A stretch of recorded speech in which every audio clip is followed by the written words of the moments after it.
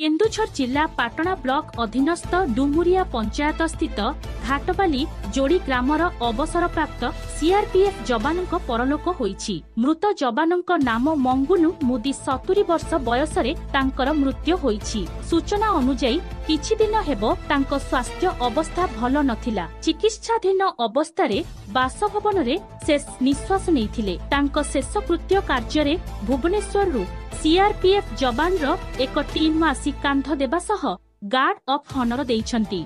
से 1979 मसीहारू 2002 मसीहा पर्यंत सीआरपीएफ रे थिले। अवसर परे से सामाजिक कामरे तथा भीमकुंडर विकास कामरे बहु अवदान थिला। अवसर परे से सामाजिक कामरे लढ़ई करिबा सह धर्मपरायण व्यक्ति भावे जीवन जीउथिले। तेबे तांकर शेषकृत्य कार्य सरपंच गौरहरि नायकों समेत सेही अंचलर शताधिक लोके उपस्थित थिले।